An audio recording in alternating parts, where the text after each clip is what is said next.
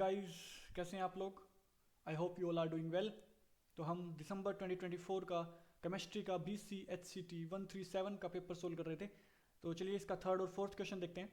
So guys, ये हमारे question हैं। थर्ड का ए पार्ट एंड थर्ड का बी पार्ट। इसमें हमें क्या पूछ रखा है? Calculate the magnetic moment of, हमारे पास एक कंपाउंड है एंड देन हमारे पास दूसरा कंपाउंड है। नाउ 3B के अंदर हमें पूछा हुआ है कि लेंथेनॉइड की जो सेपरेशन होती है वो क्यों डिफिकल्ट होती है, और ऐसे दो मेथड बताने हैं जिससे हम लेंथेनॉइड को सेपरेट कर सकते हैं। नाउ IUPAC नेमिंग के क्वेश्चन हमने किए हुए हैं and then determine the oxidation state, इन दोनों की ऑक्सीडेशन स्टेट निकाली हुई है। बेसिकली देखो गाइज, जो हमारा थर्ड ए का ये पार्ट है एंड फोर्थ बी का जो ये पार्ट है एंड देन ये भी है, इनकी वीडियोज हमने सेपरेटली बनाई हुई है। इनकी तो बेसिकली हमने क्या किया था, कोई किसी भी कोऑर्डिनेशन कंपाउंड की पूरी कुंडली निकालना ही सिखाया था आपको। उसमें आपको VBT से आपकी हाइब्रिडाइजेशन, उसकी ज्योमेट्री, उसका कोऑर्डिनेशन नंबर, ठीक है, उसकी मैग्नेटिक मोमेंट्स, ये सब चीज़ें हमने एक ही वीडियो में कवर कर रखी हैं। ज़्यादा बड़ी वीडियो भी नहीं है, आप जाके देख सकते हो। आपको आई टैब पे आपको लिंक मिल जाएगा वीडियो का। उससे क्या होगा ना, आपको पूरी चीज़ ही एक बार में क्लियर हो जाएगी। देन उसके बेसिस पे आपका कोई भी क्वेश्चन बनता है तो वो आप गलत नहीं करोगे। चलिए यहाँ पे इन क्वेश्चंस को सोल्व करते हैं। पहले हमारे पास लिया हुआ है हमने थर्ड ए, देन इसमें हमें मैग्नेटिक मोमेंट फाइंड आउट करनी है। सबसे पहले फाइंड आउट करने से पहले इसका हमें फॉर्मूला पता होना चाहिए।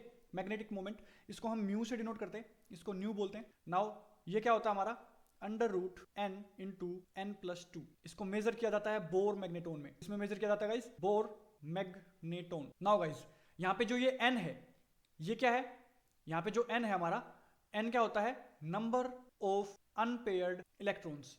अब नंबर ऑफ अनपेयर्ड इलेक्ट्रॉन्स किसके अंदर? इलेक्ट्रॉनिक कन्फिग्रेशन के अंदर। किसकी? जो सेंट्रल मेटल एटम होता है। नाउ ये हमारे पास है फर्स्ट, ये हमारे पास मान लो सेकंड है। तो चलिए एक एक करके फाइंड आउट करते हैं। पहला हमारे पास क्या है? COH2O6 and then 2+। ये हमारे पास कैटायनिक कोऑर्डिनेशन स्फीयर है। तो इसमें हमें क्या करना है? सबसे पहले इसके अंदर हमें ऑक्सीडेशन स्टेट निकालनी है। किसकी? सेंट्रल मेटल एटम की। फर्स्ट स्टेप तो हमारा यही है, ऑक्सीडेशन स्टेट। तो चलेगा, इसकी ऑक्सीडेशन स्टेट फाइंड आउट करते हैं। लेट अस से सेंट्रल मेटल एटम की ऑक्सीडेशन स्टेट X है। नाउ इसकी जितने भी इसके होते हैं उसके साथ मल्टीप्लिकेशन करनी होती है 6। ये न्यूट्रल है तो इसकी 0 हो जाएगी। H2O एक न्यूट्रल कंपाउंड है गाइस, तो इसकी यहाँ पे 0 रख लेते हैं।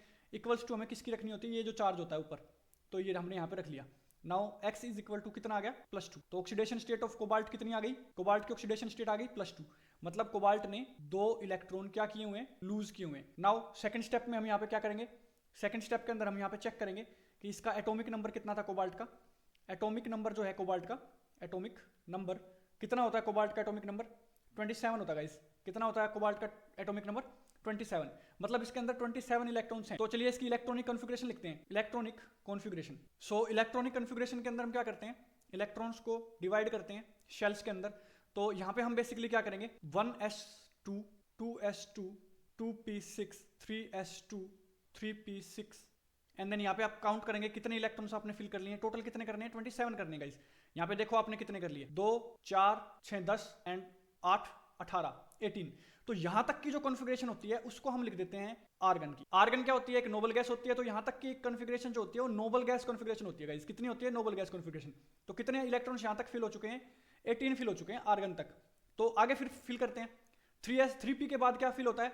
3d भी होता है, बट उससे पहले हमारा फिल होता है 4s। उससे पहले हमारा क्या फिल होता है? 4s, क्योंकि इसकी जो एनर्जी लेवल होती है वो कम होती है उससे। Now 3d। अब कितने बच गए? 20 हो गए, यहाँ पे आ गए 7। कितने हो गए? 7। 3d के अंदर कितने फिल किए जा सकते हैं गाइस? 3d के अंदर फिल किए जा सकते हैं 10। ठीक है गाइस। नाउ यहाँ तक इलेक्ट्रॉनिक कॉन्फ़िगरेशन हमने लिख ली भैया। इलेक्ट्रॉनिक कॉन्फ़िगरेशन हम लिख चुके हैं। अब इसकी ऑर्बिटल इलेक्ट्रॉनिक कॉन्फ़िगरेशन देख लेते हैं भैया। आर्गन तक तो लिखनी नहीं होती। उसके बाद हमारी यहाँ पे क्या हो गई? ये 3d का हो गया। हमने 3d बना लिया। इसके अंदर कितने बॉक्सेज होते हैं? 5। हर एक के अंदर 2 2 आ सकते हैं। तो पहले तो सबको सब में सिंगल भरना होता है। पहले सिंगल भरना होता है, फिर पेयरिंग करनी होती है। 1 2 3 4 5 हो गए, फिर ये 6 भर दिया हमने, फिर 7। नाउ देखिए 3d जो है वो 7 में था, 3d 7 एंड 4s2 इसके अंदर हमने 2 भर दिए, 4s2। नाउ यहाँ तक इलेक्ट्रॉनिक कॉन्फ़िगरेशन है। और इससे पहले हमारी क्या है कि भैया आर्गन के अंदर 18 इलेक्ट्रॉन्स फिल हैं। ये हो गई हमारी ऑर्बिटल इलेक्ट्रॉनिक कॉन्फ़िगरेशन। इसको जनरली इलेक्ट्रॉनिक कॉन्फ़िगरेशन बोल देते हैं और इसको ऑर्बिटल इलेक्ट्रॉनिक कॉन्फ़िगरेशन बोल देते हैं, क्योंकि इसमें हमने डब्बे बना के, ऑर्बिट्स बना के उसके अंदर फिल करे हुए हैं। तो इसके अंदर अब देखिए आप, यहां तक तो हमने टोटल इलेक्ट्रॉन्स भरे हैं। कितने इलेक्ट्रॉन्स थे टोटल? 27 के 27 भर दिए, 27 इलेक्ट्रॉन्स फिल कर चुके हैं। अब आप यहां पे देखिए फर्स्ट स्टेप में इसने कितने इलेक्ट्रॉन्स लूज किए थे गाइस? 2 इलेक्ट्रॉन्स इसने लूज किए थे। क्या किए थे इसने? 2 इलेक्ट्रॉन लूज किए थे। अब 2 इलेक्ट्रॉन लूज किए थे तो फाइनल सेल, लास्ट सेल से, जिसको हम क्या बोलते हैं? वैलेंस सेल, इससे हमें ये 2 इलेक्ट्रॉन लूज करवाने हैं। यहाँ पे देखो आप, फाइनल सेल कौन सी है? भैया फोर्थ वाली है, थर्ड पहले आती फोर्थ पहले आती, फोर्थ, तो फोर्थ से 2 इलेक्ट्रॉन लूज हो जाएंगे, 2 इलेक्ट्रॉन क्या हो जाएंगे, लूज हो जाएंगे। तो ये 2 इलेक्ट्रॉन क्या कर दिया इसने, लूज कर दिया, तो ये 0 पे चले गए, मतलब यहाँ पे कोई इलेक्ट्रॉन नहीं रहे, अब ये 2 इलेक्ट्रॉन लूज कर दिए, तो चलिए यहाँ पे लूज ही लिख लेते हैं। नाउ इसके बाद क्या हुआ, बचा हमारे पास क्या, 3d7, 3d7 बचा। अब देखो फर्स्ट स्टेप में हमें क्या करना होता था, ये अपना फर्स्ट स्टेप है, इसके अंदर ऑक्सीडेशन स्टेट निकाली, देखा कि कितने इलेक्ट्रॉन लूज किए हैं, देन एटॉमिक नंबर लिख के उसकी इलेक्ट्रॉनिक कन्फिग्रेशन और ऑर्बिटल इलेक्ट्रॉनिक कन्फिग्रेशन निकाली, और उसमें से जो इलेक्ट्रॉन लूज हुए हैं वो निकाल दिए भैया। नाउ थर्ड स्टेप हमारे पास क्या है, थर्ड स्टेप में हमने देखा कि इसके अंदर ये चेक करना है कि जो हमारा लीगेंड यूज हुआ है, जो लीगेंड यूज हुआ है वो कौन सा है। हमें क्या चेक करना होता है गाइस कि लीगेंड जो है वो स्ट्रॉन्ग फील्ड लीगेंड है या क्या है, वीक फील्ड लीगेंड।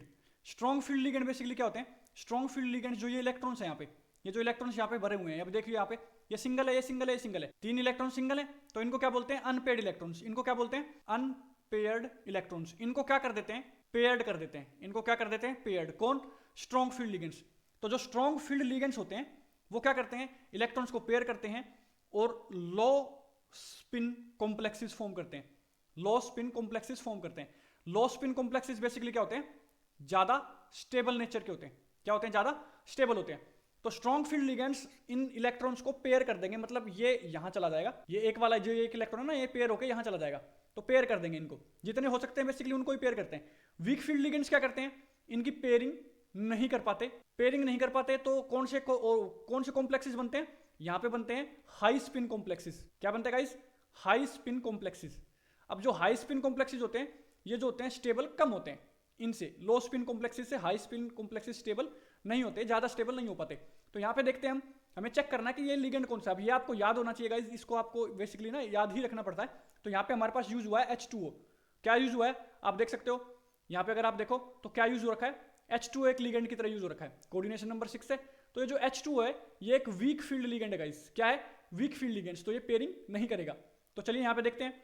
अब यहाँ पे अनपेयर्ड इलेक्ट्रॉन्स कितने निकाले, तो यहाँ पे अनपेयर्ड इलेक्ट्रॉन्स कितने गाइस, अगर आप देखें 1 2 3, अगर ये स्ट्रॉन्ग फील्ड लिगेंड होता तो ये एक पेयर हो जाता और अनपेयर्ड इलेक्ट्रॉन कितना बच जाता, एक बच जाता, क्योंकि ये तो इसके साथ पेयर हो जाता, एक अनपेयर्ड इलेक्ट्रॉन बचता। अब यहाँ पे स्ट्रॉन्ग फील्ड लिगेंड क्योंकि नहीं है, वीक फील्ड लिगेंड है, जो कि क्या है अपना H2O, तो ये पेयरिंग नहीं करेगा, तो 3 अनपेयर्ड इलेक्ट्रॉन्स हैं। तो यहाँ पे देखो अनपेयर्ड इलेक्ट्रॉन्स कितने हो गए, 3 इलेक्ट्रॉन्स अनपेयर्ड हो गए, तो n कितने हो गए, 3। n का मतलब क्या, नंबर ऑफ अनपेयर्ड इलेक्ट्रॉन्स, तो n अगर 3 हो गए, n क्या हो गए, 3 हो गए। तो फॉर्मूला लगाते हैं भैया, मैग्नेटिक मोमेंट को म्यू से डिनोट करते हैं और उसका फॉर्मूला क्या होता है, n+2 बोर मैग्नेटोन। तो n की वैल्यू यहाँ पुट करते हैं, तो म्यू इज इक्वल टू √3 × 3+2, जो कि हो जाता है 5 × 3 अंडर रूट में, जो कि हो जाता है √15 Bm बोर मैग्नेटोन। तो ये हमारी आ गई मैग्नेटिक मोमेंट किसकी, फर्स्ट वाले की। तो चलिए गाइस इसके सेकंड पार्ट पे चलते हैं। सेकंड पार्ट हमें क्या गिवन है, TiCl4, TiCl4, जिसमें Ti क्या है अपना, टाइटेनियम है गाइस। तो जो अपने पास ये टाइटेनियम है, ये सबसे पहला स्टेप ऑक्सीडेशन स्टेट निकालनी है टाइटेनियम की। टाइटेनियम की ऑक्सीडेशन स्टेट यहाँ पे देखते हैं, एक्सलेट कर लेते हैं। क्लोरीन 1 माइनस में होता है, तो यहाँ पे क्या है 4 है, 1 कितने में होता है -1 में, इक्वल्स टू जो यहाँ पे चार्ज होता है कंप्लीट के ऊपर, यहाँ पे 0 है, तो कितने पे चला गया, x क्या आ गया +4, मतलब 4 इलेक्ट्रॉन्स क्या किए हैं इसने, लूज किए भैया। ठीक है जी, 4 इलेक्ट्रॉन लूज कर रखे हैं। तो चलिए 4 इलेक्ट्रॉन लूज करवाने हैं, फर्स्ट स्टेप हमारे पास हो चुका है। नाउ चलिए इसमें सेकंड स्टेप की बात करते हैं। इसका एटॉमिक नंबर क्या है, एटॉमिक नंबर क्या है भैया, टाइटेनियम का एटॉमिक नंबर होता है 22, मतलब 22 इलेक्ट्रॉन्स है। तो चलिए 22 इलेक्ट्रॉन्स फिल करते हैं, इलेक्ट्रॉनिक कॉन्फ़िगरेशन लिखते हैं इसकी, क्या होती है 1s2 2s2। तो सबसे पहले चलिए ना इसमें डायरेक्ट करते हैं, आर्गन के 18 भर देते हैं भैया। अब ये तो आपको समझ में आ गया कहाँ तक होता है आर्गन के 18। तो आर्गन के हमने 18 भर दिए, बचे कितने 4 इलेक्ट्रॉन्स बच गए, तो 4s2 हो गया और 3d2 हो गया। तो यहाँ तक हो गया कंप्लीट। चलिए भैया फिल भी कर दिए। अब इसके बाद इसकी ऑर्बिटल लिखो, उससे पहले क्या करते हैं, चलिए ऑर्बिटल लिख भी सकते हैं और नहीं तो उससे पहले भी क्या कर सकते हैं, यहाँ पे 4 इलेक्ट्रॉन लूज करवा दो। तो 4 इलेक्ट्रॉन लूज करवा दिए, तो फाइनल शेल से ये 2 हो गए 0, और इससे भी जाएंगे, अब ये 2 हो गए 0। कितने बचे, आर्गन के 18 बच गए, आर्गन तक के 18 बच गए ना। अब आर्गन तक के 18 होते हैं सारे के सारे पेयर्ड, आर्गन तक के 18 क्या होते हैं, सारे के सारे पेयर्ड। तो यहाँ पे अनपेयर्ड इलेक्ट्रॉन्स n क्या हो गए, 0 हो गए। अब जब यहाँ पे n 0 हो गए तो उस फॉर्मूले के अंदर पुट करेंगे तो मैग्नेटिक मोमेंट भी क्या हो जाएगी, 0 हो जाएगी। आप इसको ऑर्बिटल में फिल कर सकते हैं अपने आप ही, इसको फिल करके देखिएगा, सारे के सारे पेयर्ड होते हैं बेसिकली आर्गन तक का क्या होता है ना लास्ट में। सो आर्गन तक का बेसिकली क्या होता है, अगर हम देखें 1s2 2s2 2p6 3s2 3p6, यहाँ तक होते हैं 18। नाउ यहाँ पे देखिए p के अंदर कितने डिब्बे होते हैं, तीन ऑर्बिटल्स होते हैं, तो 6 हैं, तो कंप्लीट भर रखे हैं सारे, तो फुली फिल्ड है। क्या होते हैं, फुली फिल्ड। तो अनपेड इलेक्ट्रॉन एक भी प्रेजेंट नहीं होता, तो ये भी तो ऑब्वियसली फिल ही होंगे। एस में कितना होता है, एक ऑर्बिटल होता है, मतलब एक डिब्बा होता है जिसमें 2 इलेक्ट्रॉन आ सकते हैं, तो यहाँ तक कंप्लीट है। 3s में कितने इलेक्ट्रॉन्स, 2 इलेक्ट्रॉन्स, तो यहाँ तक फिल है, तो फुली फिल्ड होते हैं। तो TiCl4 में क्या हो गई, मैग्नेटिक मोमेंट 0। तो एक किस नेचर का हो गया, डायमैग्नेटिक। किस नेचर का होगा गाइस, डायमैग्नेटिक। डायमैग्नेटिक नेचर में वो आते हैं जिसमें एक भी अनपेड इलेक्ट्रॉन प्रेजेंट नहीं होता, जिसमें मैग्नेटिक मोमेंट 0 होती है, जिसका मैग्नेटिक नेचर क्या होता है, डायमैग्नेटिक होता है। और इससे पहले वाले का मैग्नेटिक नेचर की अगर बात की जाए, जिसकी ये क्या आई थी, मैग्नेटिक नेचर जिसके क्या आई थी, ये 15 आई थी, 15 BM आई थी ना, बोर मैग्नेटॉन, तो इसको बोलते हैं पैरामैग्नेटिक। क्या बोलते हैं, पैरामैग्नेटिक। तो पैरामैग्नेटिक नेचर का हो गया, इसकी मैग्नेटिक मोमेंट क्या आ गई, √15 बोर मैग्नेटॉन। तो ये था गाइज हमारा फर्स्ट पार्ट। नाउ चलिए इसका सेकंड पार्ट देखते हैं। नाउ सेकंड पार्ट, इसमें हमें क्या गिवन है, सेकंड पार्ट में हमसे पूछा हुआ है कि लेंथेनॉइड जो होते हैं उसकी सेपरेशन जो होती है वो डिफिकल्ट क्यों होती है। सबसे पहले हमें समझना होगा कि लेंथेनॉइड्स क्या होते हैं। लेंथेनॉइड्स क्या होते हैं गाइस, लेंथेनॉइड्स और एक्टेनॉइड्स ये दो होते हैं एफ ब्लॉक एलिमेंट्स। क्या होते हैं, एफ ब्लॉक एलिमेंट्स, जिनके लास्ट में जो शेल्स होती हैं उनके अंदर एफ जो ऑर्बिटल्स होते हैं, एफ के जो ऑर्बिटल्स होते हैं उनके अंदर इलेक्ट्रॉन सेंटर करना शुरू कर जाते हैं। डी के बाद एफ के अंदर फिल होते हैं, तो वहां पे एफ के अंदर फिल होना शुरू हो जाते हैं, उनको बोलते हैं हम लेंथेनॉइड्स और एक्टेनॉइड्स। यहाँ पे हम लेंथेनॉइड्स की बात करेंगे। क्यों होते हैं सेपरेट करना मुश्किल, चैलेंजिंग क्यों होता है भैया, डिफिकल्ट इसलिए होता है क्योंकि जो लेंथेनॉइड्स होते हैं, जो कि क्या होते हैं, लेंथेनॉइड्स होते हैं, सबसे पहले ये सारे के सारे कॉमन ऑक्सीडेशन स्टेट में पाते हैं। ऑक्सीडेशन स्टेट इनकी क्या होती है, ऑक्सीडेशन स्टेट इनकी क्या होती है, +3 होती है। तो इनकी एक ही कॉमन ऑक्सीडेशन स्टेट होती है, सारे के सारे +3 ऑक्सीडेशन स्टेट में ही स्टेबल होते हैं। तो हमें पता ही नहीं लग पाएगा भैया कि ये कौन सा लेंथेनॉइड है। अब लेंथेनॉइड भी अलग अलग होते हैं ना भैया, अब अलग अलग लेंथेनॉइड जो हमारे हैं, डिफरेंट लेंथेनॉइड्स, उनकी बात करी जाए तो सबसे पहले हमारा आता है लेंथेनम। स्टार्ट लेंथेनम से हुआ इसलिए इनको लेंथेनॉइड बोल दिया गया। तो लेंथेनम, देन क्या आता है, सीरियम। अब यहाँ से एटॉमिक नंबर की अगर बात करी जाए तो ये 57 होता है, ये 58 होता है, ऐसे नीचे नीचे नीचे नीचे एटॉमिक नंबर बढ़ता रहेगा। लास्ट में क्या आता है, ल्यूटेटियम। अब ये जो ल्यूटेटियम होता है इसका साइन Lu होता है। अब ये क्या होता है, इसका एटॉमिक नंबर 71, बट इसका साइज सबसे छोटा होता है इनमें से। ल्यूटेटियम का साइन लेंथेनम से भी छोटा होता है, बट एटॉमिक नंबर तो बढ़ रहा है। ऐसा क्यों, क्योंकि इसके अंदर क्या होता है, लेंथेनॉइड कॉन्ट्रैक्शन लगता है गाइस। इनके अंदर क्या लगता है, लेंथेनॉइड कॉन्ट्रैक्शन, लेंथेनम कॉन्ट्रैक्शन। ना लेंथेनॉइड कॉन्ट्रैक्शन क्या होता है कि जैसे जैसे एटॉमिक नंबर बढ़ेगा वैसे वैसे जेड इफेक्टिव चार्ज बढ़ता है, मतलब न्यूक्लियस का और फाइनल इलेक्ट्रॉन्स जो लास्ट शेल में है उनका अट्रैक्शन बढ़ता रहता है, और क्या होता है, साइज जो होता है वो कम होता रहता है। तो इसीलिए जो ल्यूटेटियम होता है वो क्या होता है, 71 के ऊपर भी क्या होता है, ज्यादा मतलब छोटे साइज का होता है एज कंपेयर टू लेंथेनम। तो ये था हमारे बेसिकली लेंथेनॉइड। इसमें फर्स्ट रीजन तो ये होता है क्यों होता है डिफिकल्ट इसी वजह से होते हैं।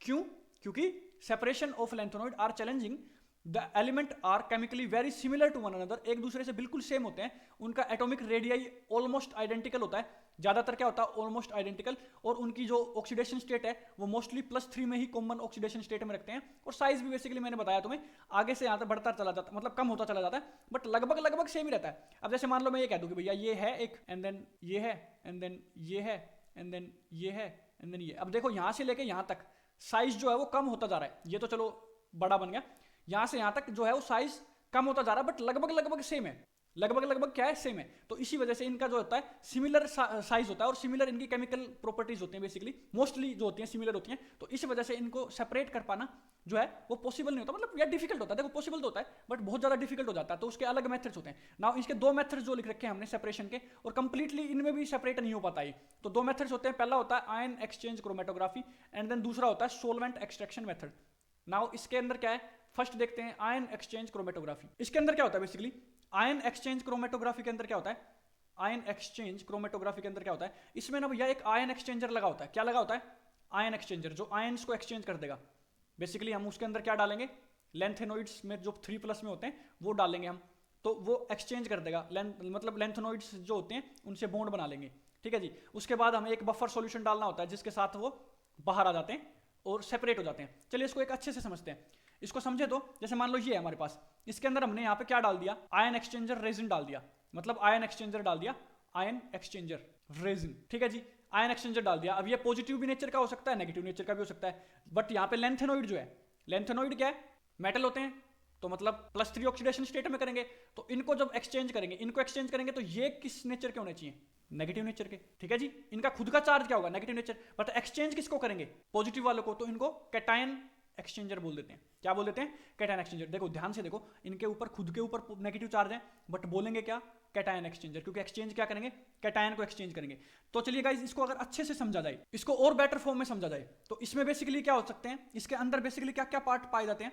या तो भैया कार्बोक्सिलिक एसिड का पार्ट पाया जाएगा COOH का, या SO3H पाया जाएगा।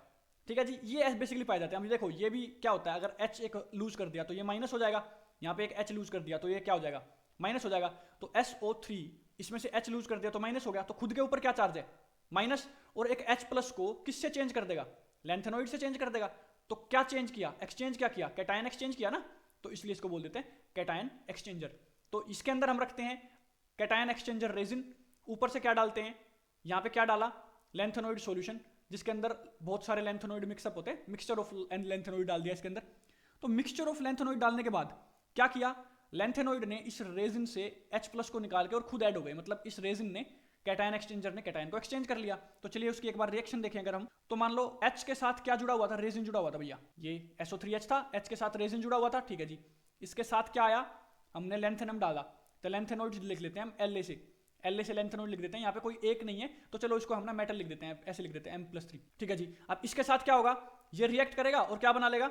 ये इसको एक्सचेंज कर देगा, मतलब H से निकाल के तो M चला जाएगा रेजिन के साथ, बट यहाँ पे रेजिन 3 लगेंगे क्योंकि इसकी +3 थी, इसकी H प्लस लूज किया, तो 3 रेजिन के साथ मिलके एक M ने एक्सचेंज कर दिया उसको।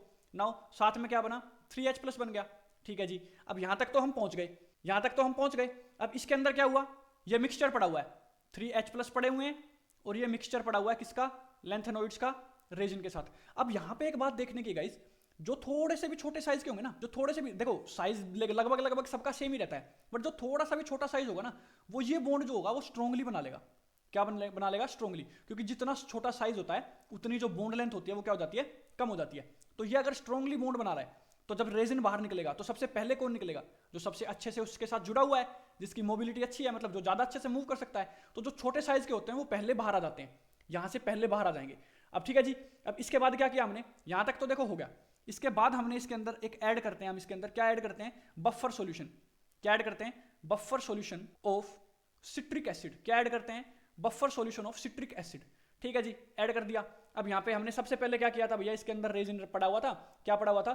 HSO3 पड़ा हुआ था, मान लो। अब ये HSO3 है या SO3H है, एक ही बात है ना। इसके अंदर क्या था? H प्लस थे और ये माइनस में था। सबसे पहले क्या डाला? लैंथेनोइड सॉल्यूशन डाल दिया। लैंथेनोइड सॉल्यूशन डालते ही ये H बाहर निकल गया, ये H इसमें से ये बाहर निकल गया, और रेजिन के साथ और मेटल के साथ क्या बना लिया? इसने बॉन्ड बना लिया। ठीक है जी, बना लिया। उसके बाद क्या डाला? Buffer solution of citric acid डाल दिया। Buffer solution of citric acid क्या करेगा? इसको यहाँ से बाहर निकालने का काम करेगा। इसको यहाँ से क्या करेगा?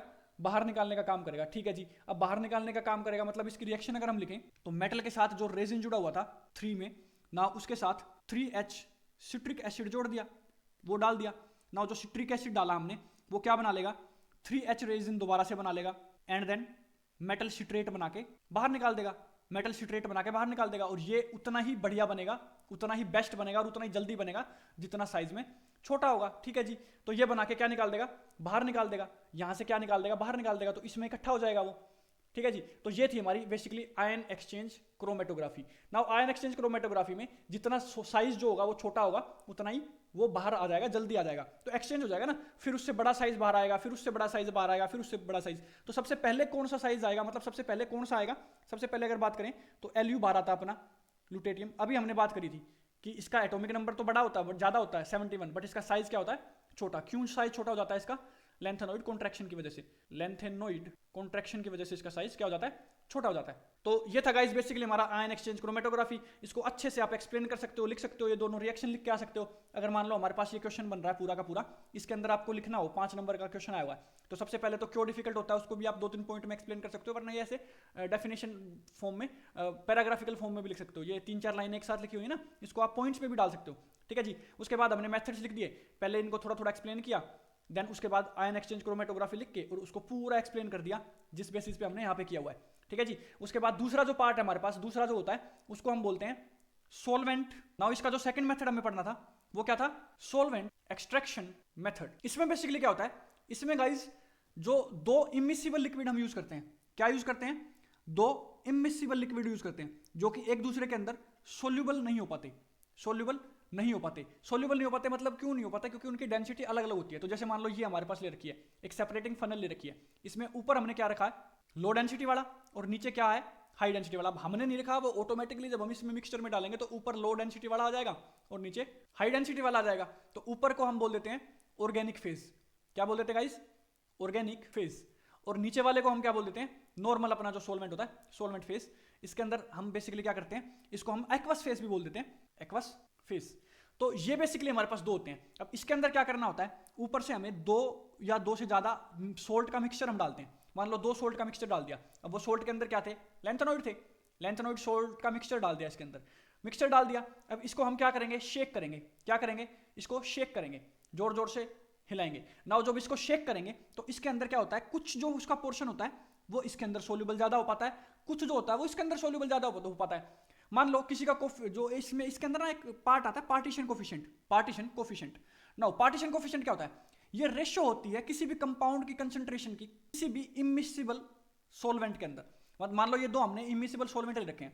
अब इसके अंदर कुछ तो ऐसा होगा जो इसके अंदर कंसंट्रेशन ज्यादा होगी, मतलब सोल्यूबल इसके अंदर ज्यादा होगा, कुछ ऐसा होगा जो इसके अंदर ज्यादा पार्ट होगा, इसके अंदर दूसरे वाले का भी होगा थोड़ा बहुत, बट ज्यादा किसका होगा, पहले वाले का। तो मान लो हम इसमें बात करें कि चलो भैया हमने कहा कि ये हमारे पास एक फनल है, ठीक है जी, इसके अंदर यहां तक एक हमने भरा हुआ है, यहां तक दूसरा भरा हुआ है, कुछ इसके अंदर सोल्यूबल हो गया, कुछ इसके अंदर सोल्यूबल हो गया। तो जब हम यहां से पहले निकालेंगे तो ये वाला पार्ट पहले निकलेगा, तो ये वाला पार्ट पहले निकलेगा, तो वो वाला अलग हो जाएगा ना जो ज्यादा इसके अंदर सोल्यूबल हो रखा है, ठीक है। इसके अंदर सोल्यूबल कम हो पाएगा वो, तो दोबारा ये हमारे पास सेपरेट हो जाएगा। तो इस तरह से हम इसको सेपरेट करते हैं। इसमें बेसिकली क्या होता है, सोल्यूबिलिटी से अलग होता है। इसमें क्या होता है, छोटा छोटा साइज जो होता है उसमें भी फर्क पड़ जाता है, और साइज के बेसिस पे इसको इस पे हम सेपरेट करते हैं, और इसमें हम क्या करते हैं, सोल्यूबिलिटी के बेसिस पे सेपरेट करते हैं। तो ये दो आपके मेथड थे गाइस।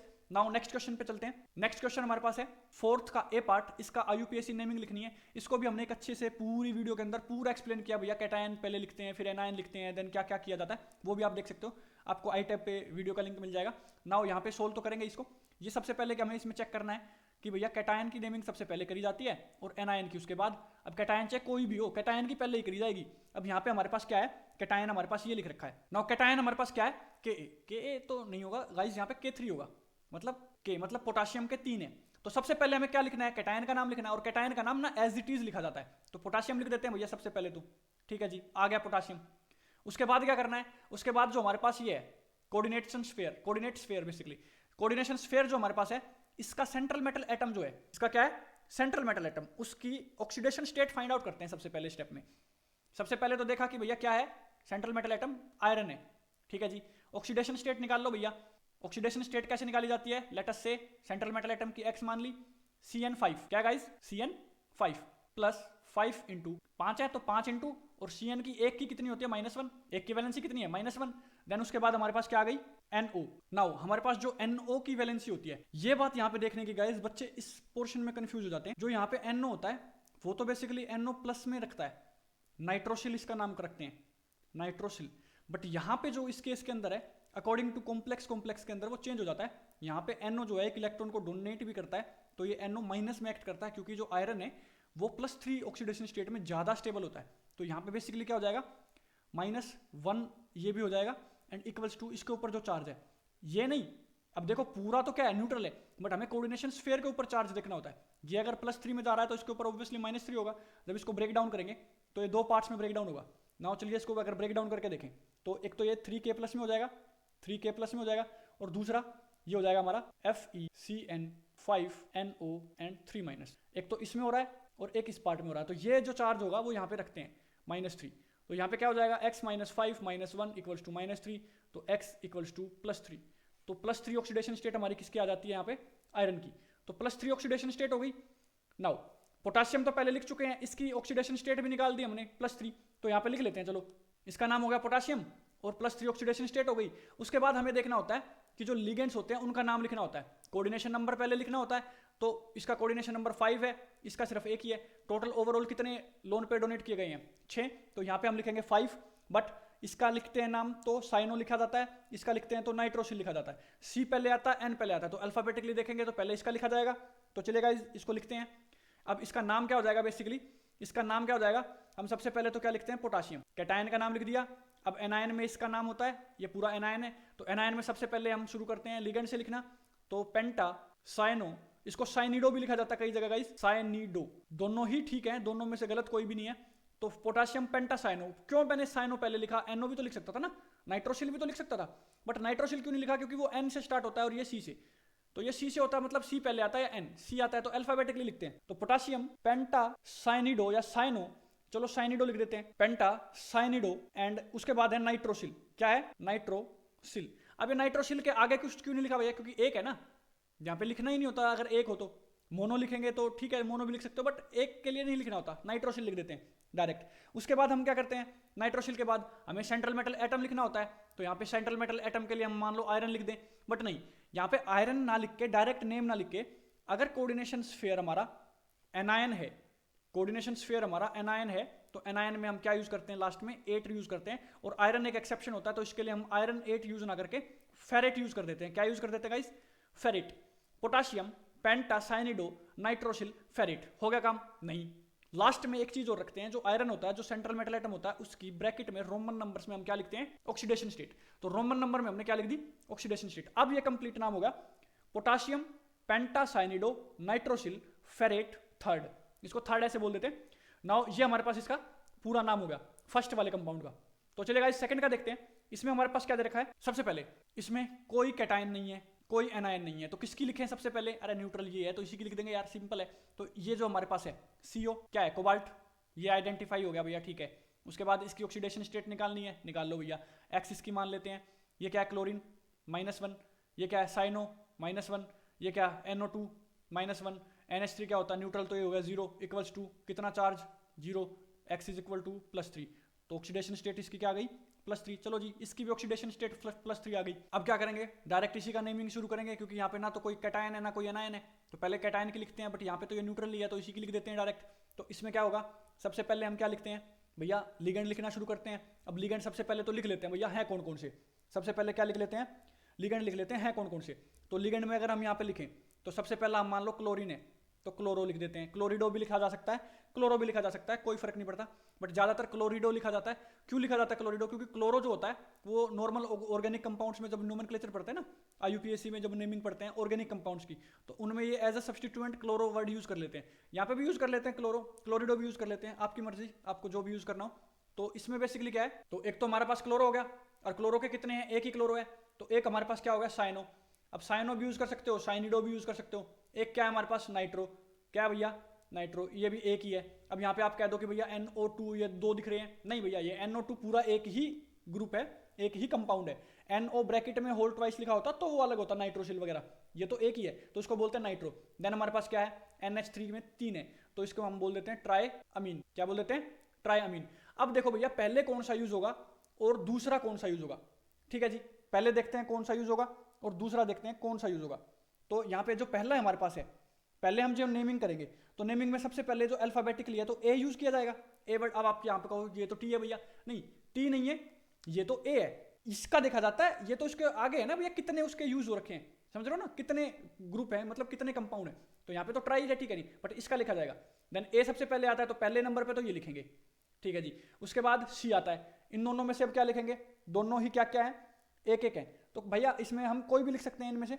नाउ चलो क्लोरो लिख देते हैं, फिर साइनो लिख देते हैं, फिर नाइट्रो लिख देते हैं। तो चलिए अब इसका नेम करते हैं। तो सबसे पहले हम लिखते हैं यहाँ पे tri amine chloro cyano and then nitro, and then उसके बाद क्या लिखते हैं, कोबाल्ट। अब आप यहाँ पे कहोगे कि भैया आपने यहाँ तो फेरेट लिखा, यहाँ पे डायरेक्ट कोबाल्ट क्यों लिख दिया। यहाँ तक हमारे ligand complete, central metal atom लिखा, सेंट्रल मेटल एटम में अब कोबाल्ट लिख दिया, पहले ATE भी लगाया था, फेरेट लिखा था। यहाँ पे देखिएगा इस केस की जब हम बात करें तो ये था एनायन। तो जब मैंने कहा कि एनायन अगर कोऑर्डिनेशन स्फीयर हो तो सेंट्रल मेटल एटम के बाद क्या लगाते हैं, ATE, बट यहाँ तो एनायन नहीं है ना, यहाँ तो न्यूट्रल है, या तो कंपाउंड कैटायन हो या न्यूट्रल हो, तो हम डायरेक्ट लिखते हैं, क्या लिखते हैं, डायरेक्ट लिखते हैं। इसके बाद क्या लिखना हमें, इसकी ऑक्सीडेशन स्टेट लिखनी है। चलो जी, ऑक्सीडेशन स्टेट लिख देते हैं, ब्रैकेट में रोमन नंबर्स में लिखते हैं। तो इसका पूरा नाम क्या हो गया, try amine chloro cyano nitro cobalt 3, ये इसका नेम हो गया। तो पहले वाले का नेम एंड सेकंड वाले का नेम। सो गाइस जो नेक्स्ट हमारा है फोर्थ का B पार्ट, इसमें हमें क्या करना है, ऑक्सीडेशन स्टेट भी फाइंड आउट करनी है और कोऑर्डिनेशन नंबर भी फाइंड आउट करना है। 2 कंपाउंड हमें गिवन है, तो चलिए सबसे पहले इसका फाइंड आउट कर लेते हैं। इसमें जो हमारे पास होता है क्या क्या है, सो इसमें हमारा Cu क्या है, कॉपर, एंड En क्या है, इथिलीन डायअमीन, इथिलीन डायअमीन। तो ये जो इथिलीन डायअमीन होता है, ये एक En दो पेयर ऑफ इलेक्ट्रॉन्स को डोनेट कर सकता है, तो एक ही बार में ये 4 इलेक्ट्रॉन्स को डोनेट कर सकता है। इसका स्ट्रक्चर अगर हम देखें तो ये होता है गाइस, इथिलीन CH2, यहाँ पे CH2 होता है, इसके साथ भी NH2 ग्रुप जुड़ा होता है और इसके साथ भी NH2 ग्रुप जुड़ा होता है। अब जब इसके साथ भी NH2 जुड़ा होगा, इसके साथ भी NH2 जुड़ा होगा, तो यहाँ पे भी क्या है, लोन पेयर, यहाँ पे भी ये लोन पेयर, तो दोनों साइड से एक साथ ही अपना क्या डोनेट कर देगा, 2 लोन पेयर डोनेट कर देगा। तो एक साथ ये कितने इलेक्ट्रॉन डोनेट कर सकता है, 4 इलेक्ट्रॉन। पेयर की अगर बात करी जाए तो कितने, 2 पेयर। तो ये बेसिकली इसको हम क्या बोलते हैं, बाइडेंटेट लिगेंड भी बोलते हैं। क्या बोलते हैं, बाइडेंटेट लिगेंड भी बोलते हैं। नाउ यहाँ पे ऑक्सीडेशन स्टेट ऑफ कॉपर निकालते हैं। चलो भैया, ऑक्सीडेशन स्टेट ऑफ कॉपर निकालने का तरीका, लेट अस से X ऑक्सीडेशन स्टेट मान ली, प्लस में 3 इंटू EN की जो हमारी वैलेंसी होती है, यहाँ पे EN तो 0 रखता है, न्यूट्रल लिगेंड है, EN एक न्यूट्रल लिगेंड है, इक्वल्स टू ये वाला जो चार्ज है हमारे पास +2, यहाँ पे जो है +2 है, ये 2 नहीं रखते, इसको +2 में रखते हैं क्योंकि जो चार्ज होता है ना वो रखा जाता है। तो ये हमारे +2 है, तो X की क्या आ गई, +2 आ गई। तो ये जो हमारे पास कॉपर है, जो हमने X लेट किया था, तो इसकी वैल्यू क्या आ गई, +2 आ गई। तो कॉपर की ऑक्सीडेशन स्टेट क्या हो गई, ऑक्सीडेशन स्टेट ऑफ कॉपर, यही तो फाइंड आउट करना था पहले हमें। ऑक्सीडेशन स्टेट ऑफ कॉपर क्या आ गई, +2। ठीक है जी। सेकंड नंबर पे हमें क्या फाइंड आउट करना था, इसका कोऑर्डिनेशन नंबर। क्या फाइंड आउट करना था भैया, कोऑर्डिनेशन नंबर। ठीक है जी। कोऑर्डिनेशन नंबर कैसे फाइंड आउट करते हैं, number of pairs of electrons donated, जितने पेयर ऑफ इलेक्ट्रॉन डोनेट किए गए हैं वही उसका क्या होता है, कोऑर्डिनेशन नंबर होता है। यहाँ पे कितने पेयर ऑफ इलेक्ट्रॉन्स डोनेट किए गए हैं कॉपर को लिगेंड्स के द्वारा, वो क्या होता है, उसका कोऑर्डिनेशन नंबर होता है। चलिए देखते हैं, EN कितने हैं, इथिलीन डायमीन 3 है। एक EN अगर 2 इलेक्ट्रॉन्स को लूज करता है, 2 पेयर ऑफ इलेक्ट्रॉन्स को लूज करता है, 2 पेयर ऑफ इलेक्ट्रॉन्स को डोनेट करता है कोऑर्डिनेशन बॉन्ड के साथ, तो 3 EN कितने को करेंगे, 2 इंटू 3 कितने, 6 pair of electrons, 6 pair of electrons. तो कोऑर्डिनेशन नंबर कितना हो जाएगा, 6, मतलब 12 इलेक्ट्रॉन्स को लूज किया 3 EN ने। एक EN कितने को लूज करता है, 2 पेयर, मतलब 4 इलेक्ट्रॉन, तो 3 EN कितने को लूज कर देगा, 6 पेयर, मतलब 12 इलेक्ट्रॉन्स। तो ये हमारा कोऑर्डिनेशन नंबर आ गया 6 पहले वाले का। तो फर्स्ट वाला कंप्लीट होता है अपना। सेकंड वाले में देखते हैं भैया, सेकंड वाले में सबसे पहले तो इसकी क्या निकालेंगे, ऑक्सीडेशन स्टेट निकालेंगे। अब ये कंप्लीट क्या है, न्यूट्रल है, तो यहाँ पे चार्ज क्या होगा, 0, कंप्लीट न्यूट्रल है। ठीक है जी, न्यूट्रल है, तो सबसे पहले X लेट करेंगे, प्लेटिनम की सेंट्रल मेटल एटम की X लेट करेंगे, तो प्लस NH2 कितने हैं, 2 इंटू न्यूट्रल कंपाउंड तो 0, प्लस क्लोरीन है 2 इंटू कितने हैं क्लोरीन 2, तो 2 इंटू क्लोरीन की जो वैलेंसी होती है -1। क्लोरीन एक नेगेटिव लिगेंड होता है, मतलब एनायनिक लिगेंड होता है, तो -1 रखती है। ये न्यूट्रल होता है तो इसकी 0 रखते हैं। तो ये हो गया हमारे पास इक्वल्स टू, कितना चार्ज है टोटल, कोई है ही नहीं, 0। तो X इज इक्वल टू, यहाँ देखो X -2 इक्वल्स टू 0 हो गया ना, ये तो 0 हो गई, -2 इक्वल्स टू 0, तो X इज इक्वल टू +2। तो प्लेटिनम की ऑक्सीडेशन स्टेट क्या आ गई, +2। तो फर्स्ट पार्ट तो हमने निकाल दिया ऑक्सीडेशन स्टेट। सेकंड पार्ट हम इसमें निकालें क्या, कोऑर्डिनेशन नंबर। क्या निकालें, कोऑर्डिनेशन नंबर। अब यहाँ पे देखना होता है हमें कोऑर्डिनेशन नंबर में कितने पेयर ऑफ इलेक्ट्रॉन डोनेट किए गए हैं, पेयर ऑफ इलेक्ट्रॉन्स कितने डोनेट किए गए हैं। ठीक है जी। यहाँ पे देखो, यहाँ पे जैसे एक बाइडेंटेट लिगेंड था, क्या था, बाइडेंटेट लिगेंड, ये आपको पता होना चाहिए। ये बेसिकली क्या होती है, याद रखने की चीजें होती हैं। NH3 न्यूट्रल लिगेंड है, एक NH3 कितने पेयर ऑफ इलेक्ट्रॉन लूज करेगा, एक पेयर ऑफ इलेक्ट्रॉन लूज करेगा। तो कितने NH3 हैं, 2 NH3 हैं, कितने पेयर ऑफ इलेक्ट्रॉन लूज कर दिए, 2 पेयर ऑफ इलेक्ट्रॉन्स लूज कर दिए। ठीक है जी, डन, काम हो गया। यहाँ पे क्या है, Cl2, तो एक Cl कितने पेयर ऑफ इलेक्ट्रॉन लूज करेगा, एक पेयर ऑफ इलेक्ट्रॉन लूज करता है। 2 Cl कितने यूज कर देंगे, 2 पेयर ऑफ इलेक्ट्रॉन लूज कर देंगे। ठीक है जी। तो टोटल 2 इसने किए, 2 इसने किए, तो टोटल कोऑर्डिनेशन नंबर क्या आ गया, कोऑर्डिनेशन नंबर कंपाउंड का 2 + 2 = 4। तो कोऑर्डिनेशन नंबर यहाँ पे क्या आ गया, 4। इस केस में क्या था, 6 पेयर ऑफ इलेक्ट्रॉन लूज हुए थे, तो 6। इस केस में क्या आ गया, 4। तो यहाँ पे कितने इलेक्ट्रॉन्स लूज हुए, 8 इलेक्ट्रॉन्स लूज हुए। कितने पेयर ऑफ इलेक्ट्रॉन लूज हुए, 4। तो कितना कोऑर्डिनेशन नंबर, 4, क्योंकि pair of electrons he coordination number होता है। ऑक्सीडेशन स्टेट कितनी, +2। तो ये था हमारे questions guys. Now next videos में बात करेंगे नेक्स्ट क्वेश्चंस की। तो आज के लिए इतना ही, thank you, take care, bye bye.